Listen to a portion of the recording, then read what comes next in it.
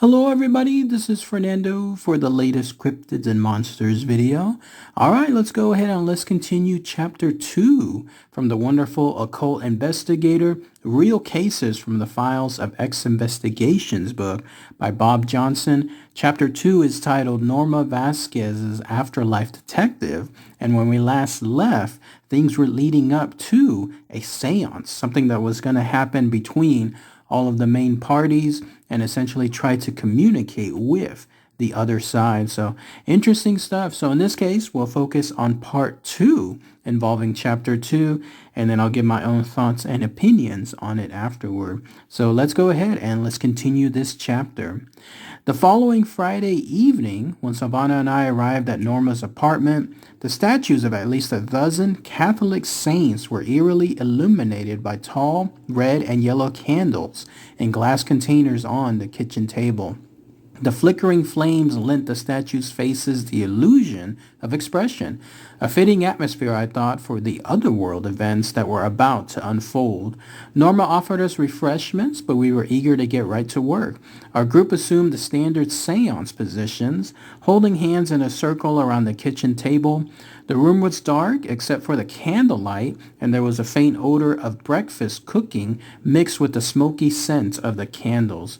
Supermarket candles such as these typically don't have cotton wicks and tend to give off a distinctive odor. I often pick up on odors in our cases as a regular investigative technique. In the past, I was able to quote-unquote smell evil, so to speak, and I'm acutely attuned to any odor out of the ordinary. Savannah prepared for her trance by bowing her head and placing her chin down against her chest while laying her hands flat on the table in front of her. I could see Norma and Carmen glance at each other with a look of apprehension. At first, I wasn't sure whether their glance indicated nervousness or fear. Although the two women thought we were about to contact Norma's father, our real motive was to discover whether Carmen was already in touch with the spirit world, and if so, and more importantly, why. Savannah drifted slowly into her trance. We were instructed by her before the seance to quietly chant the words Miguel and Junior, Norma Fathers' name and nickname in rhythm, almost humming. We began to chant, and within seconds, Norma's eyes began to water. I could see that she was becoming agitated and frightened, yet Carmen was curiously distracted, peering over at Norma repeatedly and then looking at me. The air was clogged with fear and anticipation. The odor changed from the Bronx apartment familiar to that of something like spoiled milk. We were about to touch another realm of reality. It wasn't in our minds. We could see it, touch it, and smell it. It was real, and we all knew it. Savannah's body became rigid in the metal kitchen chair, and her dark eyes rolled back into her head, exposing only white orbs that shone like marbles. Her skin turned waxen and pale, almost translucent, while guttural grunts and moans erupted from deep within her chest. The sounds bothered me. I had seen Savannah in seances before, but these sounds were like those of someone hurt or in distress. My impulse was to shake her out of that trance, but I was committed to finishing our job no matter how disturbing. After a few moments, Savannah raised her head and began to speak. We expected to hear a male voice, that of Norma's father's Miguel, who could cross over and speak to us, but we were shocked when Savannah spoke to us in her own voice. She said, "I cannot contact the spirit you seek. The witch Carmen has conducted necromantic blasphemies. The guardians will not allow the tortured one to communicate his true words." Before we could respond, Carmen stood up, breaking our circle, and ran out the front door of the apartment. Norma stood and yelled after her, "Aunt Carmen, what is wrong? What's the matter?" Then she turned to me and asked, "I don't understand what is happening. Why did my aunt leave? What does this all mean? Is she evil? Is she an evil witch?" Sobbing pitifully, Norma asked one question after another. Savannah released herself from her trance and then rested her head back in her hands. Her blouse was wet with sweat, but the color was returning to her face. I asked if she was all right, and she nodded as she grasped my wrist. "Robert, I have found our problem. Carmen has done black magic with the dead. She wants to make Miguel her slave on earth. I feel she has chained his spirit to do her bidding. I was shocked, but what Savannah was saying explained why Carmen had bolted. I wasn't aware of any Santeria spells that could bind ghosts, but Santeria is a close relative to voodoo. There was a possibility that Carmen was an evil sorceress in disguise, a boko. I remembered her mentioning voodoo in passing during our earlier discussions. I then suspected that Carmen could have conducted a soul spell to capture Miguel's spirit, or worse, she could have conducted a Voyelamo spell, one that sends a dead spirit to inhabit a victim. I asked Savannah to stay at the table because I wanted her to enter a trance state once again, this time without Carmen in the room. I asked Norma to indulge us despite her anxiety, explaining that I might obtain some important answers to her problems. The young woman, now exhausted from the ritual, could only moan, "Yes, yes, do what you will." We once again began the ritual, me holding hands with Norma as Savannah crossed over. This time, Savannah was more relaxed and in control, but when she began to speak, my suspicions were confirmed. This time, her voice was that of Miguel's. Norma's entire body shook, and once again she began to cry as she heard the voice of her father speaking to us. "That is him, that is my father," Norma shrieked. To those who have never experienced a legitimate seance, the presence in the room is indescribable. It's not simply a familiar voice or a shadowy movement. A pressure in the air begins to surround the table, and a darkness expands around the participants. This episode was no different, except for the tears. Not Norma's tears this time, but the tears of her father. Savannah's ghostly voice began to speak to Norma directly. Norma stood up at the table, her hands shaking as Savannah spoke. "My little sparrow, I am with you always, but there is bad magic causing me to say and do things that I would never do. I have been the cause of all of your pain. Paul is also a victim. Find it in your heart to forgive him," the voice within Savannah said. Then the strangest phenomenon of the evening occurred. Norma stood up, and water, tears, began to fall onto her outstretched hands, dripping onto the table and glistening in the glow from the candles. There was no leak in the ceiling, and her hands were extended too far from her body to have become wet from her own tears. Norma's father's tears were falling from beyond, touching the woman's skin and her heart. When this part of the seance ended, Savannah and I immediately knew we had hit pay dirt. We looked at each other, acknowledging what we had just experienced. Carmen, Norma's aunt, had manipulated the spirit of Miguel through voodoo magic and bound him with her power. This explained why none of Carmen's supposed magic had worked to expose Paul's indiscretions. It had all been a diversion to trick Norma. When Miguel's spirit asked Norma to forgive Paul, we reasoned that Carmen had forced Miguel's spirit to possess Paul and possibly turn him into the philanderer who was ruining Norma's life. Carmen knew that she could control Miguel through Paul. He could be a cheating husband, or he could be a murderer. What could be worse for a father, even a departed one, than to be a tool to cause his child's pain? There was only one thing left for us to do, which was release Miguel's soul from Carmen's voodoo grip, but it could be dangerous. Because we knew Carmen would not cooperate, claiming we were charlatans and simply out to steal Norma's money, we had to resort to our own knowledge of voodoo curses and spells to counteract Carmen's black magic. Fortunately, Norma believed we had her best interests at heart, and at this point distrusted her aunt. There are a number of ways that a boku can arrest the spirit of the dead, but I decided that we would attempt to release him by reversing the usual and typical method used by the bokus. Traditionally, the sorcerer will contract or buy an evil voodoo god or lawa with sacrifices and offerings. This becomes an angajan, or engagement for life, a powerful agreement that the sorcerer knows can never be broken voluntarily. The bokos will do almost anything to prevent the pact from being broken. In the case of summoning the dead, the boko will also conjure the assistance of the god Baron Samedi, the expediter of the dead, and offer gifts to the saint associated with Samedi. An awesome amount of skill, ceremony, and sacrifice are called for control of the dead. I knew we were up against a strong sorceress, and we are well aware that breaking the spell would be dangerous. Bokos are adept at throwing curses on their enemies in the form of evil spells, charms, and even unleashing demonic monsters, so we were prepared for the worst. The first step in our plan was to contact the Ilwa Kofu, the godfather of the Vodou black magic, and bind him to our will. We didn't know what god Carmen made her deal with, but we knew Kofu could influence all other evil entities. If we could control Kofu, we could release Miguel's spirit. We also had to protect Norma. We decided to use the traditional method of protection by creating a gad, a Vodou charm that Norma could wear during the seance. The gad is usually prepared in the form of a tattoo drawn with the sign of a saint that is meant to protect the wearer from evil. It is applied as a paste made from herbal powders obtained at local botanicas. I also contacted a colleague, a professor of anthropology at New York University who is an expert in Haitian Vodou. I recalled that he had recorded actual Vodou ritual drumming, and I asked if I could borrow the chants to use as a backdrop sound. Using the drums could enhance our ritual setting and help Savannah enter the proper trance state. We then headed to St. John's Cemetery in Queens, New York, where Miguel was buried. The cemetery is not easily accessible, especially at midnight, but it's where we had to go to get the necessary grave dirt required in the ritual to summon Baron Samedi and then gain entry to the Loa Kofu.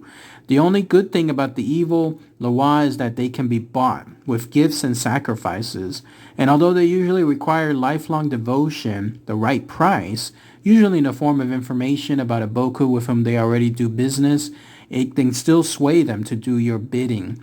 Norma agreed that we could reveal that Carmen was a Santeria priestess, a conflict of interest for a Vodou Boku and something that the Loa Kofu could use to keep Carmen loyal to him for the rest of her life. And so we managed to enter the cemetery through a bent gate on the main access road off Metropolitan Avenue.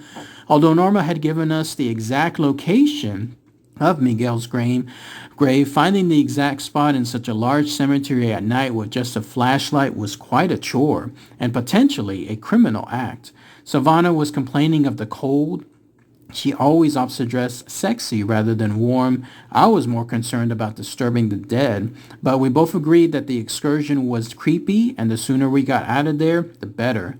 After an hour of misdirection, we finally found Miguel's grave deep inside the cemetery's center plots. Savannah and I cleared the dead leaves that covered the headstone and began our work.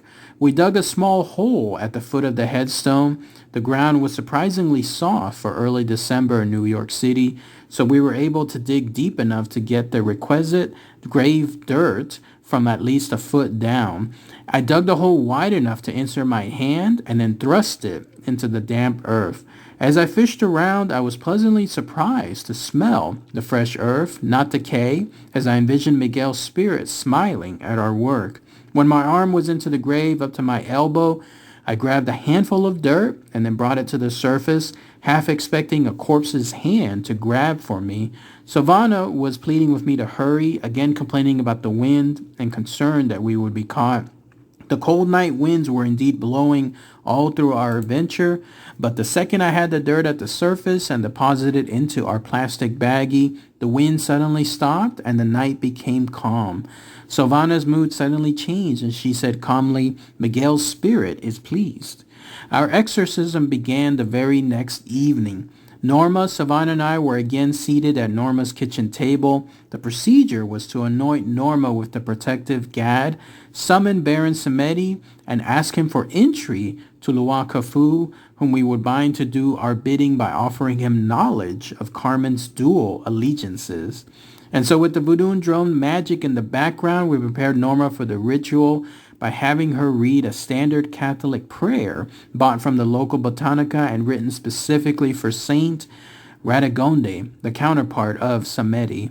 As she recited the words in the prayer over and over, "Protect me, Holy Saint, protect me from the dark and evil that manifests itself in hell," we mixed the special herb powders into the paste that's used to paint the protective tattoo. Norma continued to recite the prayer as we painted the verver, or magical sign of samadhi, on her arm. Norma was apprehensive, remembering the trauma she had felt at our last meeting, but she realized that the exorcism had to be done.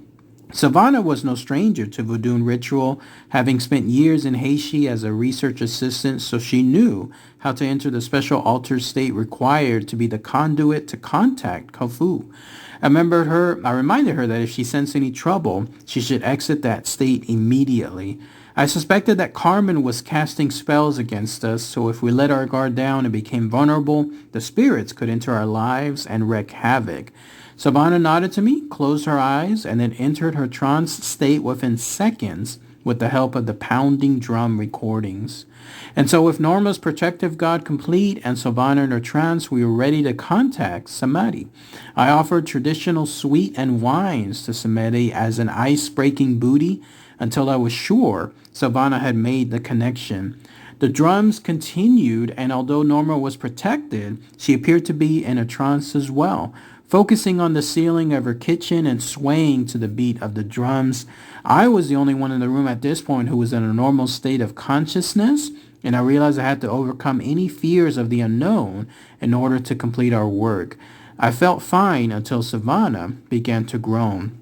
My partner now had Samiti's spirit within her, and although what was coming from her mouth were not words, I could tell by her contorted body movements that she was truly possessed. I immediately offered Samiti the gifts and asked him to hear Norma's prayers and put us in contact with Kofu, the king of evil Vodungans. Savannah continued to writhe in the chair, utterly undecipherable sounds. I asked Samiti repeatedly to answer our request. Norma was now writhing along with Savannah as the room became disturbingly hot and humid. I was sweating profusely, although the apartment heat was turned off and the outside temperature was well below 40 degrees. The rhythm of the drums and the women swaying nearly made me swoon, but I managed to maintain my composure and relentlessly pressed Samedi to give us what we needed. All at once, the music stopped. The machine was still rolling. Savannah straightened in her chair, and my jaw dropped as I saw a black, bile-like drool leak from her mouth as she whispered, "Who dares summon Kofu?" My hands were shaking and I felt very alone. I knew the only protection I had from the spirit world was my knowledge of how to manipulate evil entities. Any curse Carmen had thrown would be nothing compared to what could have happened in my mind and soul if this exorcism failed.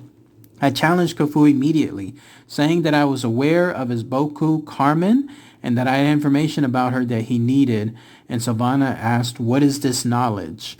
I managed to gather my courage and said I would only tell him if he would release Miguel, Norma's father, from his Boku's command. There was no response, but within seconds Norma rose from her chair and moved towards Savannah. I was shocked to see her then kiss Savannah passionately on the mouth, turn around, and sit back in her chair as if nothing happened. After the initial shock wore off, I realized it was Kofu's way of feeling Norma's soul so he would know her as Miguel's blood relation. It was my sign that he agreed to our arrangement. I then explained to the entity of Kofu through Savannah's trance that what Carmen had done, and shortly thereafter with all three of us, totally spent from the episode, and so I ended the ceremony. Savannah was so exhausted she actually lost consciousness for almost 10 minutes. Norma said that she had fallen asleep, not recalling the kiss or even Savannah speaking to us at all. She simply asked if everything was all right. I told her we had reached the other side and it was now in the hands of the Vodungans and, of course, her father. So epilogue. Savannah and I were pleased to hear from Norma a few weeks later on Christmas Eve. She sounded exuberant and calm, mentioning that she, Paul, and the kids were looking forward to a wonderful Christmas day. She politely asked me about the fee for our services, but I said we would talk about it after the holidays. She then explained that Paul was in the room with her and that she just wanted to thank us for our help. She added that there was a remarkable change in his behavior. He is playing with the children right now, and tomorrow we are having a large family dinner, Norma said. I couldn't help but ask if Carmen was going to be present at the gathering. Well, no, Norma said, we had heard that Aunt Carmen had left town. We think she has gone on vacation to Haiti for the holidays or perhaps longer. And then that's it. That's everything wrapping up in Chapter 2 of The Occult Investigator, Real Cases from the Files of X Investigations. The title was chaptered Norma Vasquez's Afterlife Detective. So interesting stuff, right? Another twist when it comes to this particular story. Here we had the situation involving the Aunt Carmen, who essentially was doing several things. Like she was doing several bad things all at once. Not only was she seemingly playing both sides when it came to the afterworld, like those forces at play involving Kofu and I guess the other parties as well, but she was also tricking her niece involving Norma with regards to the situation. She was almost playing like a friend to her when all this time she was actually also manipulating not just Miguel, which was Norma's father, deceased father, but also the husband associated with Norma. She was actually using her magic, her black magic, to possess Miguel's spirit to essentially go into Norma's husband's Paul and then do some bad things through them. I never quite got the impression like why was Aunt Carmen doing this? Like why was she not only tricking the other sides, the other world and those evil gods there, but also doing something involving Miguel and then Norma's father. I remember in the chapter she never really liked Paul, but at what point essentially did she not like him that she in turn possessed Norma's father's spirit to in turn possess Paul and then cause all these issues within Norma's family? It seems like if that's something that she was trying to help, that certainly wasn't the case here. So lots of questions still associated with Aunt Carmen's actions and also what happened to her afterward. Still though, that was pretty creepy, right? To go into the details involving that seance. Who knew that it went into that far deep world when it came to the afterlife and the afterworld and the entities that were contacted there. One last brief mention. I've been accidentally involved in seances. I don't recommend them. I've been there just by pure happen chance. It was over there in Tyler, Texas, over there at the Paranormal Con. One time I walked into one of the locations there, which was at an apartment building. The investigation, the paranormal hunts were taking there that night. And from it, the reason is because there was a murder that had occurred in one of the rooms. And I'm sorry, not a murder, but a suicide. And the suicide occurred from somebody there. I don't recall that person's name, but essentially they didn't like their life. And so they ended up actually blowing their head away within that actual apartment building. It was eventually converted over, actually, that apartment complex and the units over to a commercial building, and the people that are there kept mentioning that there's a presence. And so when we were there doing a ghost investigation, I remember walking into a room, not realizing that that was the actual room of the person that committed the suicide. There were some people there already sitting in some chairs, and then there was other people that were on the walls, like just hugging the walls. And as soon as I walked in, no sooner did I walk in, the door was closed behind me, and then the lights were turned down, and that's when inadvertently a seance began. I was right there at that time. It was like literally seconds before it was starting, and they weren't going to let anyone else in afterward. I didn't see or hear, feel much as far as the seance, but I did see somebody that would look like they had some kind of communication with whoever that person was that blew their head off within that room. Apparently that person was telling that person in the seance that they in turn didn't like their life, they didn't feel they were important, and that's why they had committed suicide. And when that occurred, they still come back to that location every now and then, but at the same time, it's almost like a very, very self-pity type thing, because to them, even in the afterlife, they feel their life is worth nothing. And so they try to communicate with people. And when obviously the people don't want to communicate with them, that makes them sad overall. It was a very depressing thing to watch, because I saw the guy in the seance try to tell him, you are important. People do love you. We're here to help you in terms of getting you to wherever else is beyond, but that person said, no, they're not going to love me over there either. And that's why he just wanted to stay almost like in a self-punishing mode where that situation is at now. And so finally, it ended suddenly as it started when that dude, the guy in the seance, realized that that other person, that ghost or whatever that blown their head off, they were gone. They started, reaching out to them again, saying, hello, are you there? Hello? And they tried for several minutes, but that person had left. I think their last words were something along the lines of, I'm not important. And then that's when they left. And so that ghost pretty much left that moment there, and the seance was over. And so that was interesting to see. I don't recommend it again just because of what the situation is about contacting things there. So it wasn't something that I would have done voluntarily, but interesting to see that this chapter dedicates to that as well. But let me know what you guys think. Post those comments below about this chapter, your thoughts on the situations involved. Love to hear that. All right, everybody. Thanks again as always. Take care.